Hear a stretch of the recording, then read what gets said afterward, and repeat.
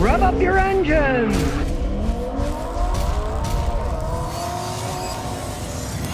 Alright, today we got a 2015 Toyota Corolla, and the AC compressor isn't working anymore. I'm going to show you how you can actually replace them yourself. It's not blowing cold. He had gone to various places. They said various things, and then they realized, well, the compressor's gone. Here's some real advice about how far you can go yourself and what you want to pay for in replacing AC compressors, and it depends on really how they broke. Now in this case, the air conditioning compressor's on the bottom. It didn't blow up. It didn't make horrible noises and lock itself up and throw metal fragments throughout the system. If that happens, you got to do everything. You got to flush the system. You got to change the expansion valve. You're better off changing the condenser. A ton of money. But especially in Toyotas, they don't lock up, they don't make horrible noises. You can often get away with just replacing the compressor, because you want to replace the expansion valve. You got to take the dash apart. All that, it's an awful lot of work. It's a sealed system. There's nothing going on inside there. And let's face the facts. Let's say the expansion valve was broken and stuck shut. You put a compressor on because the compressor's shot. As soon as you charge it up, turn it on, it won't work right. It won't blow cold air. Then you'd know, okay, we're gonna have to go further. Well, that's all inside the dash. You're not taking that apart to begin with, so you wouldn't be doing any extra work replacing it. And most of the time with these Toyotas, you don't have to replace the expansion valve. 94 Celica, it's still got the original expansion valve, and the AC still blows ice cold. Now, if this was a Ford or a Chrysler or a GM that had those stupid systems that use orifice tubes instead of expansion valves, because it's cheaper to make them that way, you really have to change the orifice tube or the orifice tube assembly. Sometimes you got to buy the hose with the assembly in it, but it just bolts on and off. You don't have to take the dash apart. You have to do that on American vehicles because they're just a little orifice tube with a little screen. It'll clog up. This is a completely different system. It's a better design system. Some of the American vehicles still have expansion valves on some of them. It costs more to make them, but it's a better system. But with this system, you can often get away with just replacing the compressor. You get a set of AC gauges, and if you don't have them, places like AutoZone will rent them free, give them a deposit, and they give you your money back. And then you just hook up the low side, the blue side, right here. This is the low side. We'll take it off, show you. Okay, there's the port. You have this unscrewed to the top, and you push it on till it clicks. Doesn't want to click. Sometimes you got to wiggle to get them on. They get funky there. There, you can see. Now it's clicked on nice and tight. And you turn this. Now in this case, the system was empty anyways. You can see it's got zero pressure on the gauge here. The gauge is at zero. Say it's full of refrigerant. Well, by law in the United States, you got to pay a mechanic like me who has a recycling machine, and you got to recycle the refrigerant. You're not supposed to let it vent into the atmosphere because it ruins the ozone layer. So if it's got refrigerant, you got to have somebody take it out. Now, on the other hand, there's a lot of guys that'll take it out free because they'll keep the refrigerant. It costs money. So if you say, hey, I want it emptied out, and they say, well, can we keep the refrigerant? A lot of guys will do it for free. Hook the machine up, takes them 5 minutes, and they get some free refrigerant out of the deal. But if not, you pay them to empty it out. Now, since the compressor's on the bottom, we're going to jack the car up in here. We'll use the side over here. Stick a jack stand under there, too.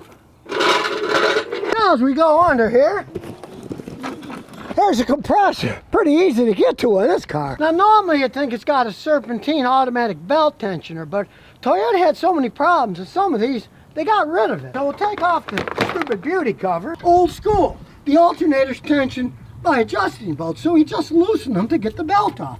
It's a lot easier when working on those stupid automatic tensioners with special tools. So I'll loosen all these bolts. They're always 12 or 14 millimeters on Toyotas. In this case it's 12. That's 12. Hit it to get it loose. And then there's another one on the bottom. It's 12 millimeter too.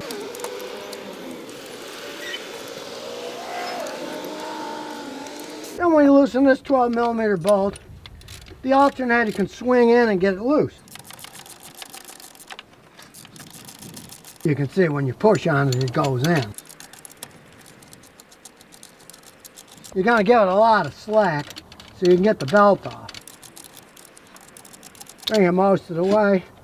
Then you got all the slack. And now you see, you can just get the belt off of the air conditioning compressor. Now we can start unbolting. Before we forget, the first thing you want to do is unplug the sensors and take the hoses off of the compressor assembly. So we squeeze the heck there.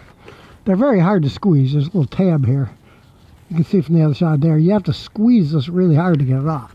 Then we'll unbolt the lines. And once you unbolt it, you wiggle it and take one off. And then you don't want anything falling in here. So clean paper towels, rip off a piece, wad it up and stick it inside so nothing bad falls in there. As you can see now, it's wadded in here and no crud falling in. And we'll go to the top and unbolt the top. With a little wiggling, the top one will come off too. There's the top one, and we want to put a piece of paper in there too. Then you take all 4 bolts off the compressor and it'll come off. 2 on the bottom and 2 on the top. Well, let's see if it was diagnosed correctly. Well, as you can see on the old one, the compressor just spins. It doesn't do anything. There's no pressure. And this one, it's got pressure as I turn it. It's just shot, it just wore out. They don't make them like they used to. My 94 Celica still has the original compressor on it, so they certainly don't make things like they used to. They use less power, they're more efficient, but they don't last as long. Now you can't run them dry, they have oil in them. The box says to add oil, but it doesn't say whether there's oil in it or not. So what you have to do is turn it sideways, see if any oil comes out when we spin it. Okay? So there's no oil in this thing at all, so we got to go get some oil. And in this case, a light 46 weight oil. I find these little syringes are great for pumping it in. In this case, it takes about 4 ounces. You pump it in slow. Then we put the compressor on, bolt it on. Then we're going to put the lines on. We'll put new gaskets on here and oil them. It's important that you put some oil on the O-rings. Makes them seal. Then you get your wrench right up here. You can see here's the wrench. There's the head of the wrench there. You want to get it nice and snug so it doesn't leak. And then do the bottom one too. And of course, remember to plug it in. That's the connector. It sends power to it. There. It's clicked in now. Put the fan belt back on, go to the top and tighten it up. You want to get it nice and snug. 12 millimeter. Once you tighten this, then you tighten the other two. 12 on the top and a 14 on the bottom. You can't just add refrigerant because there's air in the system. These systems cannot have air in them. So you need a vacuum pump that you hook up to the gauge to suck everything out. Now, they're not all that expensive. You got one for 70 bucks at Harbor Freight Tools like I did, and I've had it for 12 years. It still works. If you don't want to do that, places like AutoZone, they loan you one free. You just give them your credit card, and then when you're done, you bring it back, and they give you your deposit back. So we'll turn that on, and we'll open the gauge. And I'm going to run for about 45 minutes. What it does is, as nutty as it sounds, it creates a vacuum. Well, what happens in a vacuum is water vapor in a vacuum actually boils. And as it boils, this just sucks it out into the atmosphere. And after about 45 minutes, it'll get rid of any moisture that's in the system. We opened it up to the atmosphere, so there's some air in it. And anyways, it's a good idea. In case there's any little small bits of impurities, it'll suck it out. We're taking somewhat of a gamble here because we don't want to spend a fortune. Like I said, we're not changing the expansion valve because you got to take the dash apart. And we're also not going to change the receiver dryer because on these stupid systems, it's part of the radiator and AC condenser assembly in the front of the vehicle. And it's a $260 labor job, taking it apart, putting it in. A lot of times they leak. I know a lot of pro AC guys, they won't even touch them. They'll just say, you have to buy the condenser assembly with the dryer in it, and there's hundreds and hundreds more. All it does, filter out any water. Well, 45 minutes of a vacuum pump, if there's any water vapor in there, this will make it evaporate and come out of the system. So I've been doing this 53 years. On a Toyota, it's a worthwhile gamble. Because let's say you put it in and then you find the pressures are too high because that's clogged up. Well, then you got to take it apart. So I wouldn't worry about that. We'll let it go for 45 minutes now. Well, now time is up, so we'll close the gauge here. Now we'll turn the pump off. Now you got to fill it up with refrigerant. Well, luckily enough, they tell you right here. There it is, 450 plus or minus 50 grams, so we'll put in 500 grams. I use a reverse scale and a tank. If you don't want to buy that, you can get these 134 cans, but here's the problem. As you can see on the can, this is 340 grams and you need 500. It's going to be relatively hard. You can put the 340 in, but then you'd still have to put 160. But if you wanted, you could put the can on a scale. You're still going to need a scale. Put the can on the scale, and then you would just go until it puts 160 grams in and then turn it off. Turn it on first. We'll leave the car off, we'll open the gauge. And now we'll start it up and we want to put in 500 grams. This is kilograms, so it would be 500 there. So start up the car. Turn the AC on full blast and away we go. We'll stop when it gets to 500. It's on 120 now. Well, we're more than halfway there, but check it out. Right on the dot. And now, yes, it's freezing cold.